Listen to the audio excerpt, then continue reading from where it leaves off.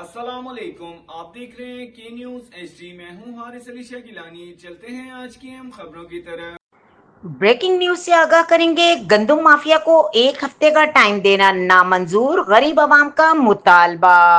ایک بار پھر آپ کو بتاتے چلیں، گندم مافیا کو ایک ہفتے کا ٹائم دینا نامنظور، غریب عوام کا مطالبہ۔ بڑے بڑے مافیا با اثر افراد اور ذخیرہ اندوزوں کے ساتھ حکومت کا گٹھ جوڑ، حکومت نے مافیا کے ساتھ ہاتھ ملا لیا۔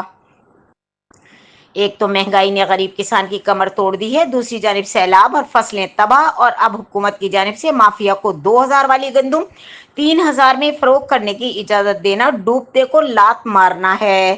جب اداروں نے بڑی محنت اور جرت سے مافیا پر ہاتھ ڈالا اور 50,000 من گندم جیسے گودام سیل کیے، تو حکومت نے کل اجلاس بلوا کر اداروں کو روک دیا کہ مافیا کو ایک ہفتے تک 3000 کے حساب سے گندم فروخت کرنے کا ٹائم دے دیا گیا ہے۔ جو گندم 2200 سے 2400 فروخت ہو رہی تھی، حکومت نے 3000 کی اجازت دے کر عوام پر ظلم کیا۔ غریب عوام کا ایک ہی مطالبہ ہے کہ گندم کا ریٹ کم کیا جائے اور جتنے بھی گودام ہیں ان کو فوراً سیل کیا جائے تاکہ باہر منتقل نہ ہو سکے۔